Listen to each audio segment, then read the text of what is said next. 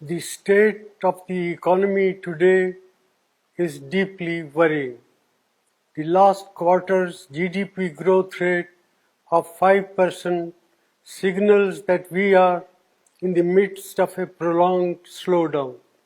India has the potential to grow at a much faster rate, but all-round mismanagement by the Modi government has resulted in this slowdown. It is particularly distressing that the manufacturing sector's growth is tottering at 0.6%. This makes it very clear that our economy has not yet recovered from the man-made blunders of demonetization and a hastily implemented GST.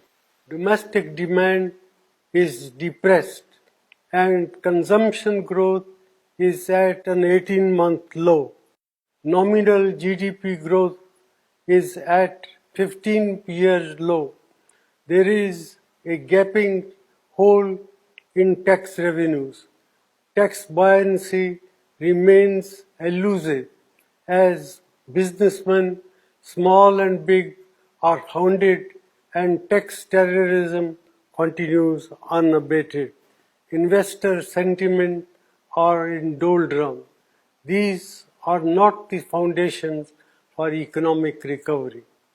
The Modi government's policies are resulted in massive jobless growth. More than 3.5 lakh jobs have been lost in the automobile sector alone. There will similarly be large-scale job losses in the informal sector, hurting our most vulnerable workers. Rural India is in terrible shape. Our farmers are not receiving adequate prices and rural incomes have declined. The low inflation rate that the Modi government likes to showcase comes at the cost of our farmers and their income by inflicting misery on over 50% of India's population. Institutions are under attack and their autonomy is being eroded. The resilience of the Reserve Bank will be tested after its record transfer of rupees 1.76 lakh crore to the government, which claims that it does not have a plan on what it will do with this windfall. In addition, the credibility of India's data has come under question under this government. Budget announcements and rollbacks have shaken the confidence of international investors. India has not been able to increase the exports to take advantage of opportunities that have arisen in global trade due to geopolitical realignment.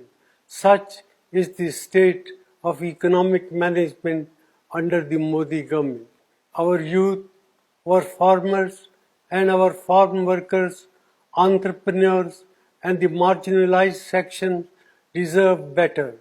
India cannot afford to continue down this path. Therefore, I urge the government to put aside vendetta politics and reach out to all sane voices and thinking mind to steer our economy out of this man-made crisis.